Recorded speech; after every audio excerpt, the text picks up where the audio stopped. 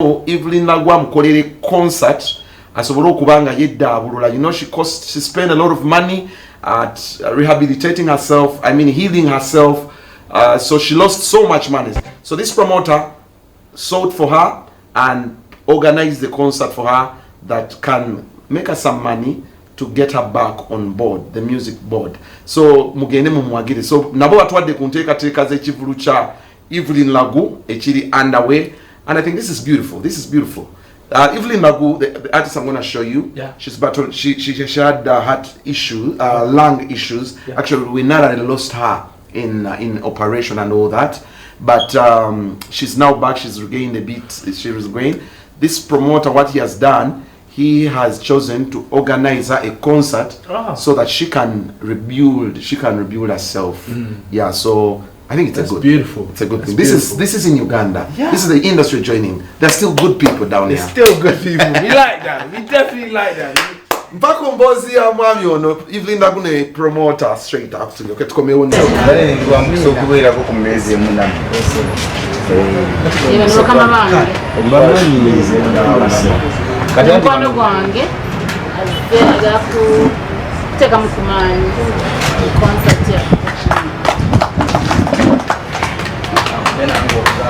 siga katonda zidabulinga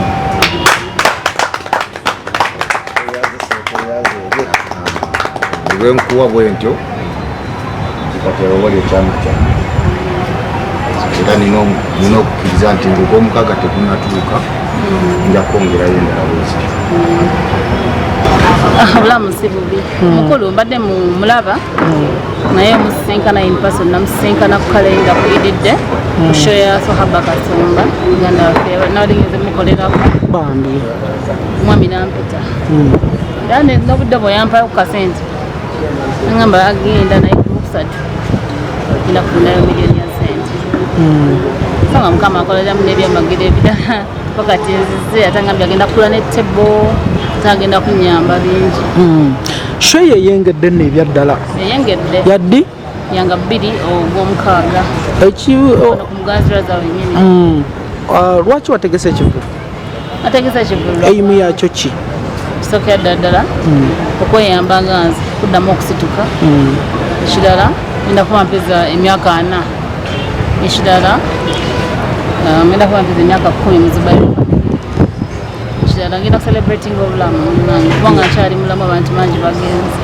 abadde n'abalamu ekirala okubeebaza abantu bonna bambeereddewo so mugezaako okuyimuka kuno njagala n'okuyambako bannanga abalala kubanga obulwadde bw'ensigo bungi tebulina bwogerera yes kusomozebwa kikosanze okuvaanyuma lwolangirira nti ensigo ekusumbuwa abalwadde bonna bakuyikira banjikira balowooza bambi nze nyinza obayamba kubanze nyina eddoboozi mu bo according to them nengamba nze nkole ki nange siina kyendi nange era nnoonya obuyambi kubanga nange treatment negibeerako all my life nengamba nedda sijja kwegubaguza sijja kutuula wansi era nze mbalaga nti ngenda nenkola yadde ndi bulwadde sagala kuddawo nekubaguza embaamu n'amaanyi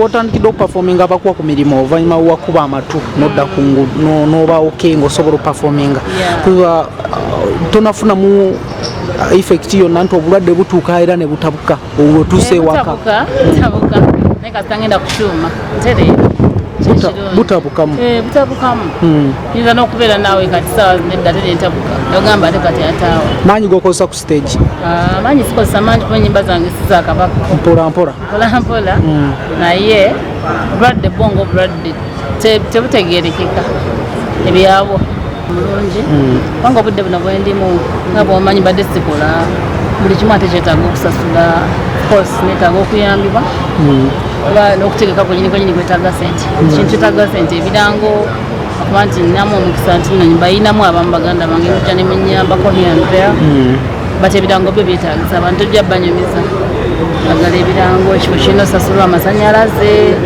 okwambala bingi ebyokusasula namwomanyi ebivuga abakubi abayimbi so mwebaza okuba nti afudde nanyambako mu nteekateeka mama nareiso mbadde nga munoonya okumwebaza byonna bye yankolera ate era n'okumuyita abeerewo naye nkyabuliddwa gaabo.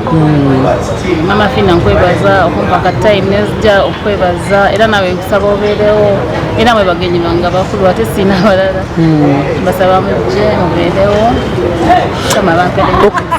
Amanya nze Nobert Tuyizire nga abamanyi bamanyi nga Nobert Events. Kati ate Evelyn Lagu omusanga wa mutandika mutyo okukwatagana the extent of n'omutima ogugamba nti kyalako omuyambe. Evelyn Lagu namulabira ku show yali ku kalenda wenafuna omukisa ogwogera naye one on one ku Yidi 2 days back. Yes, show ya Swaba Kasumba. Bwe namuyita najja ne twogera ne musuubiza nti kubanga yali ayogera ku concert ye ngate yebaza ne Katonda wamutuusiza nga yebaza ne Katonda nti nebbina mulira balizzeeko. So ndaba nga afunye essanyu mu mutima nga yeeyongerera okwongera okufuna essanyu. Namusuubiza nti agenda kufunirayo ku facilitation otegeke ekivulu kyekyo because ng'omutegesi mmanyi biki by'oyitamu okutegeka. So namusuubiza nti ngenda mufunirayo miliyoni era zendeese zemupaasi z'obaani. Naye kino sikikola nti nina tuba nina akasawo akajjudde sirina naye sirina nnyo kati omuntu andaba eyo talowooza nti okuyamba weetaaga kuba nakasawo kajjudde nalina 2,000 asobola okugabana ne munno 1,000 oyo alina omutima omugabi ate kyensinga okutegera buli lwosiga obola nti nwana nnyo kwera abamu balowooza oba nnyo mumasonona buli lwosiga ate Katonda adabulinga oluusi n'okutripolinga n'atripolinga. So nze nina okukkiriza nti oba nti nkuwadde miliyoni ate Katonda ajja kutripolinga naye ate era nga bwe nkusuubiza nti nga ndikosa nti tenatuuka ngenda kukola tebo ey'akakadde.